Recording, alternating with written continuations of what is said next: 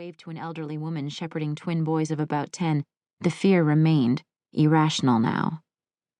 She reined herself in, but all her instincts pushed her to move, turning in slow motion, scanning the amusement park and the green tree-shaded park beyond, marking the teenage neopunk fan, noise leaking from his earbuds, the tourist family, the fraught woman with the noisy toddler. A group of college students brushed past her on their way to the beer garden, voices rising over the groan of gears and piped music. She sidestepped them, abruptly brought back to ground. She would give Arash 10 more minutes. Kom schon, vorwärts, venez-vous, come on! The barker at the faded shooting gallery beckoned, calling out in assorted tongues. Come on, pretty lady, 3 shots for €1. She flashed a smile that didn't reach her eyes. The open booth offered an easy view of the Hauptallee. At the same time, its proximity to the Riesenrad meant Arash would spot her quickly. She stepped up. Nur 3? Ordnung 3, ja.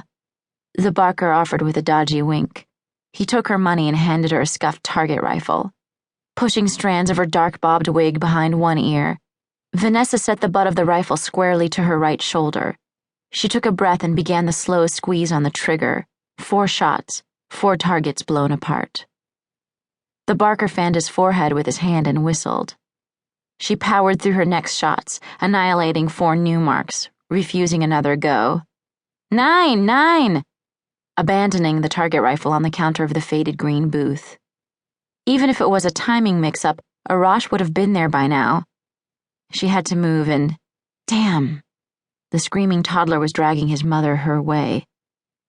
Vanessa pivoted toward the main avenue, with its green canopy of chestnut trees, catching a glimpse of her distorted image in the mirror of the adjacent funhouse, her jeans, boots, and jacket melding together, her slender body twisted to a freakish cipher. Still, the child screamed, a sound capable of shattering glass. Sie gewinnen! The barker thrust a huge red plush panda into Vanessa's arms just as she saw a familiar figure in a black overcoat in the near distance. Arash, walking briskly along the Hauptallee, the recognizable hitch in his stride, his coat flapping slightly in the breeze, a tuft of blue-black hair falling over his high forehead, 5 o'clock shadow emphasizing his softening jawline.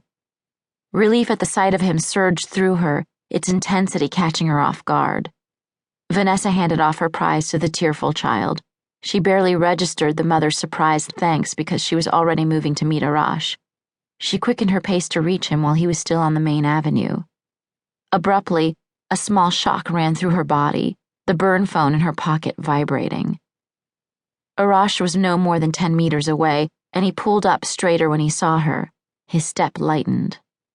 With her fingers pulling the phone quickly from her pocket while she tensed reflexively, she glanced down to read one word. Ephesus.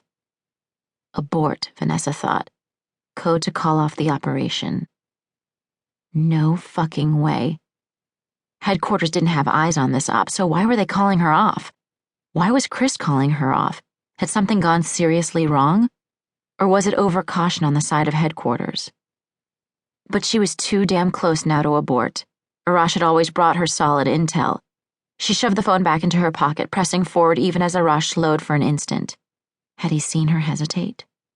She strode the last few paces, close enough to read his face. Strain, exhaustion, the flush of urgency. But still he managed a twisted half-smile. She slipped her arm through his and whispered, Am I glad to see you? Now look happy, I'm your girlfriend.